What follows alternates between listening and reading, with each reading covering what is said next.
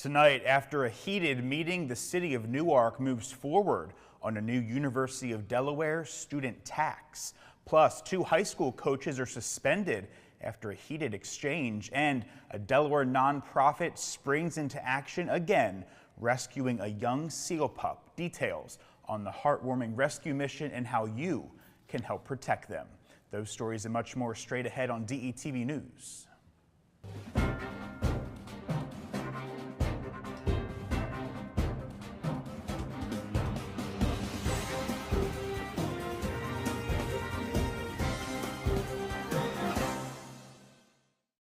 Good evening and welcome to DETV News. I'm Matt Ford. Thanks for joining us tonight. Making headlines today, the city of Newark is pushing ahead with plans for a new tax targeting students of the University of Delaware, seeking additional revenue to support city services and operations. During a packed council meeting on Monday evening, students voiced opposition to the proposed per-student tax, which would levy up to $50 per semester on full or part-time undergraduate and postgraduate students attending in-person classes. The resolution unanimously was approved by council and aims to generate an estimated $2 million annually for the city, contingent on UD enrollment figures. City officials argue that UD, like other nonprofits, benefits from tax-exempt status on its property within city limits, amounting to about $6 million annually if they were taxed.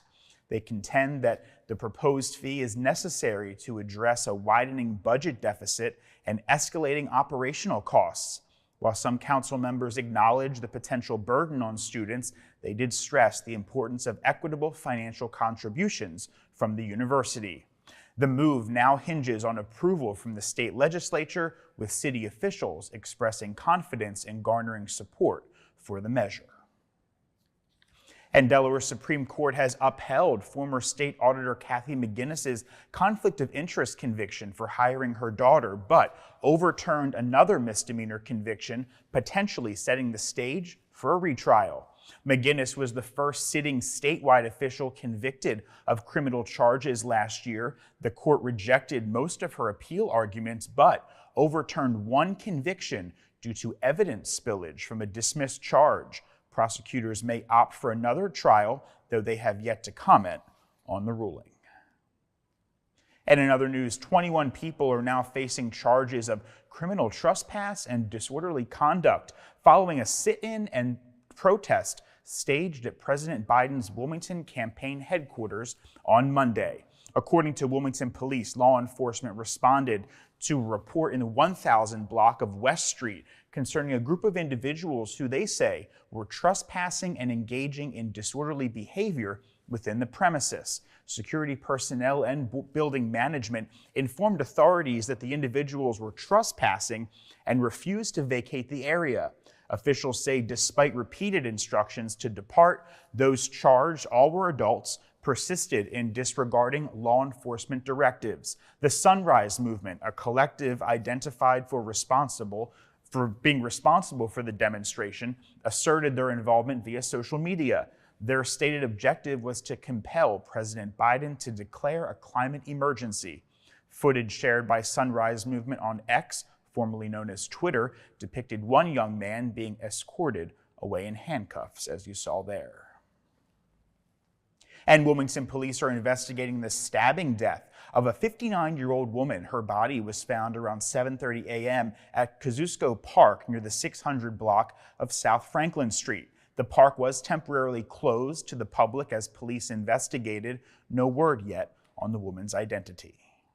Residents did voice concerns about the park having a history of violence, including sexual assaults, rape, and robberies in that area. Wilmington Councilwoman Yolanda McCoy says neighbors have reached out to her with other concerns, including people sleeping there as well as doing drugs there at the park. McCoy says that there have been efforts to deter crime and illegal activity, like increased lighting and signage. She is now working on establishing a block captain program and already has 10 community leaders on board to help keep an eye on the park so it can remain open and accessible. No arrests have been made in this case. Anyone with information on this incident is urged to contact police at 302-576-3654. And a bit further north now, an 18-year-old was shot Monday afternoon in the parking lot of an apartment complex. It happened at the Paladin Club condominiums on Westview Road in Edgemoor. Officers arrived at the scene to find the teen shot in the back. He was rushed to the hospital. There is no word on his condition at this time. Police are still searching for the gunman in this incident and investigating a possible motive as well. Anyone with information is, of course, asked to contact police. And Newcastle County Police need your help locating a woman they say assaulted several people with her car. They say 22-year-old Andrea Ortiz, who is still on the loose, fought the victims in the area of Riverview Drive and Collins Park on Sunday, apparently hitting them with her car, described only as an older white sedan. Ortiz is Hispanic, 5 feet 3 inches and about 120 pounds. Anyone who knows where she is urged to reach out to the email or phone number seen there on your screen. Basketball coaches at St. Mark's High School and Salesianum School have been suspended by the Delaware Interscholastic Athletic Association after a heated exchange. It happened at the end of last Thursday's game between the two teams in St. Mark's gym. Assistant coaches Jim Creel and Kerry Kennard must miss 2 games each. Head coaches Lonnie Wright and Taylor Trevison must sit out 1 game. In a video shared on the Delaware High School Athletes Parents Facebook page, seen here, the two appeared to have a heated exchange and needed to be physically separated. Tempers apparently flared immediately after the game. The gym floor became crowded as people tried to leave the gym, with some trying to intervene in various confrontations, including the one between the assistant coaches. The DIAA did not suspend any of the players. St. Mark's athletic director said DIAA, quote, took appropriate actions against the coaches and added that the two schools have worked together and took appropriate actions against the students. And in other news, heads up, if you take I-95 through Newark, a major piece of construction work is scheduled to take place during the overnight hours this week on the I-95 Route 896 construction project we've been telling you about. Crews will be working on the 3rd stage of the steel girder placement of what will be the future flyover ramp from I-95 southbound to southbound Route 896. The nightly closures of both directions of I-95 are scheduled between 9 p.m. and 7 a.m. on Tuesday, Wednesday, and Thursday nights this week. The Delaware Department of Transportation said they are recommending detours during the hours of the interstate closure to avoid delays on the alternate routes through the city of Newark. Contractors are also reserving the night of Monday, February 19th for work as well. For updated information, you can head to the 895-896 Improvements website on your screen. To Sussex County now, where Laurel police continue to investigate a weekend shooting that injured 3 and left over 50 spent casings scattered on the scene. On February 11th, the Laurel Police Department posted police were dispatched Sunday morning to the Carvel Gardens on Daniel Street, where shots were fired. Upon arrival, many people filed out of the apartment and fled to their cars and even on foot. Officials contacted the apartment renter, where it was discovered that 3 individuals had been struck by gunfire. Now, as of today, Tuesday, police have not identified the victims but did share updates to their conditions. Officers also said that a vehicle leaving the residence Sunday night was commanded to stop, but it refused. A pursuit was initiated by the Laurel police, and several people were taken into custody. They were questioned and later released. The Marine Education Research and Rehabilitation Institute has announced the rescue of another seal pup from a Sussex County beach in the past few days. According to the institute, a young female gray seal was found at Cape Henlopen State Park near the point on Saturday. The pup was taken to the National Aquarium in Baltimore for rehab and eventual release. The rescue is the second one that MER has conducted within 1 week. MER says they rescue young animals to give them adequate hydration and nutritional support. Many of the pups still support these fluffy white coats that signify that they're still nursing, and that signals that they're too young to find food themselves. MER says they rarely need to rescue such young seal pups, so the recent uptick that we're seeing is unusual. According to Merle, sea pupping in Delaware is a fairly recent occurrence, and it might be the result of the developing seal colony off of Lewis. Murr asks anyone who encounters the seal on the beach to call them and keep a distance of 150 feet from them. More information can be found on the Murr Institute's website. And an exciting development here in the heart of Wilmington, the Mill has just unveiled its latest expansion, adding a substantial 38,000 square foot to its footprint. This growth not only marks the Mill as one of the largest co-working spaces in the greater Philadelphia area, but also represents a key development in the transformation of the former Nemours building into a mixed-use hub now known as Market West. The brains behind the project, the Buccini Poland Group, alongside the Mill's own Rob Herrera, celebrated this achievement today in a ribbon-cutting ceremony. Dignitaries including Governor John Carney, Newcastle County Executive Matt Meyer, and Wilmington Mayor Mike Przicki were all there in attendance. And before we leave you this evening, President Joe Biden has continued his love of revisiting familiar places when he's here in the first state. The president, who was staying at his home in Greenville this past weekend, spent part of his Saturday dining with his sister, Valerie Biden Owens, at Mrs. Rubino's restaurant. The landmark Italian-American restaurant on Union Street in Wilmington's Little Italy neighborhood has been a part of the Delaware dining community since 1940. Mrs. Rubino's has also been spotlighted on the Food Network star Guy Fieri's Diners, Dive-Ins, and Drives. You may remember back in 2019, Fieri parked his signature red vintage Camaro convertible right outside of Mrs. Rubino's on Union Street and filmed the restaurant staff and its customers. That was a good episode. If you haven't seen it, check it out. Brandywine School District voters went to the polls Tuesday, deciding to approve their first school tax hike in 8 years. Due to the pandemic, recovery efforts have impacted the budget of the last few years, so the approved referendum has allowed the district to avoid significant cuts that could have removed several jobs district-wide. So the last time we asked our taxpayers to raise revenues for the school district was 2016. We promised at that time that we would stretch that referendum for 3 years, 4 if we could. Well, it's been 8 years.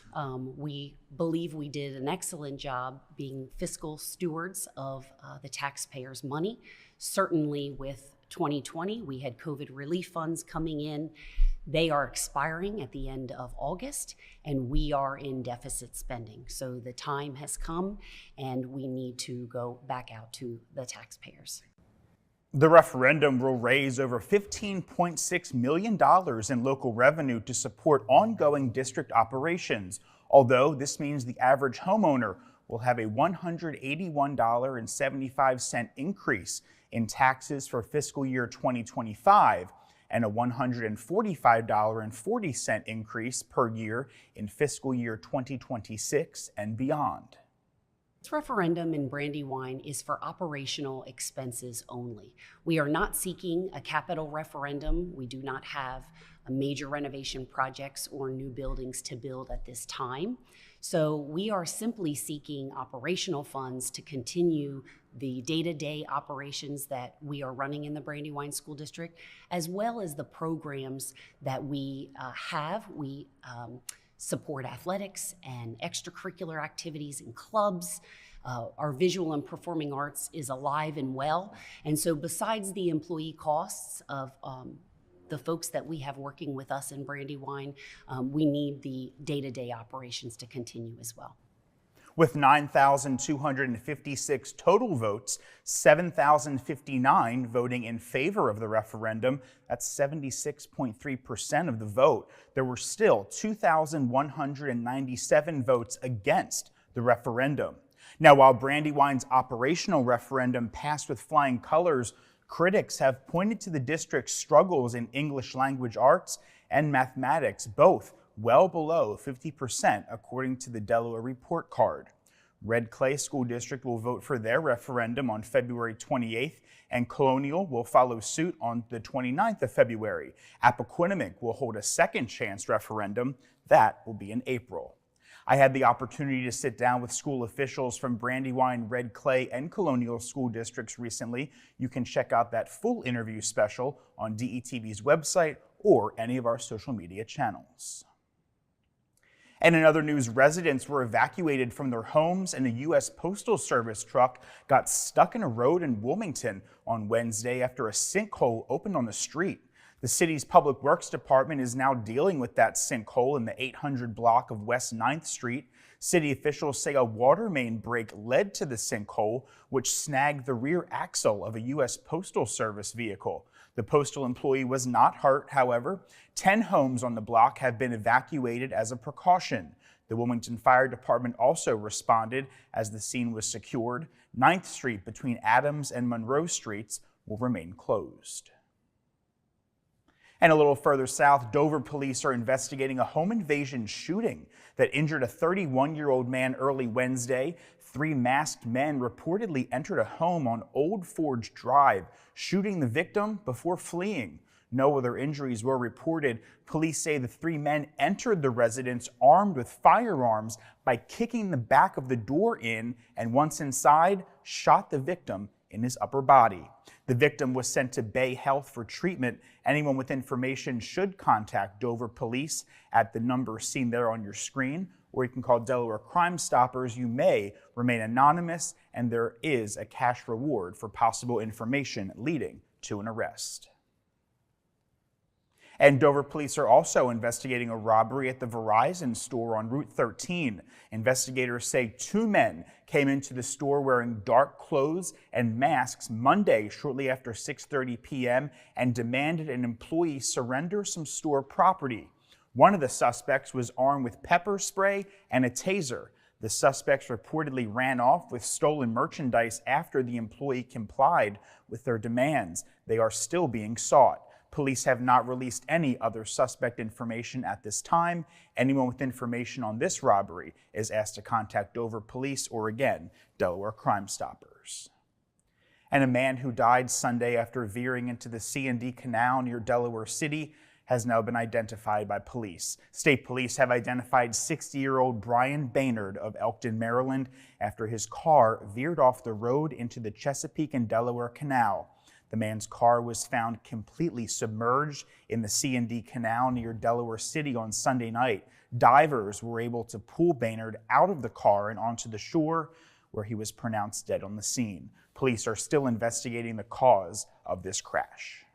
Moving to other news now, high school athletes may soon be allowed to secure a payday for their recognition. The Delaware Interscholastic Athletic Association is considering allowing students to enter into NIL deals encompassing activities such as autographs, appearances, and brand promotions. This is a practice that's already prevalent at the college level. Short for name, image, and likeness, and NIL refers to the way college athletes can receive compensation. The DIAA director wants Delaware to align with surrounding states like New Jersey and Pennsylvania, where NIL opportunities are already permitted. Currently, Delaware state regulations prevent amateur athletes from accepting professional deals. This initiative follows the efforts of State Senator Nicole Poore, who convened a task force last September to explore significant changes within the DIAA. There is opposition, of course, on social media, as you can imagine, expressing concerns about the impact on academic focus and the creation of a show-off culture. The DIAA is set to discuss name, image, and likeness deals in their upcoming meeting on February 22nd. That's next week, with any changes requiring approval from the DIAA Board, the Delaware Department of Education, and a public hearing. To health news now, cardiologists with BB Healthcare are the first providers here in Delaware to offer a new cardiovascular implant to patients suffering from AFib. The healthcare provider is now utilizing the Watchman FLX Pro implant, which actually looks to help decrease stroke risks in patients by using the latest technology to decrease clot formation and inflammation.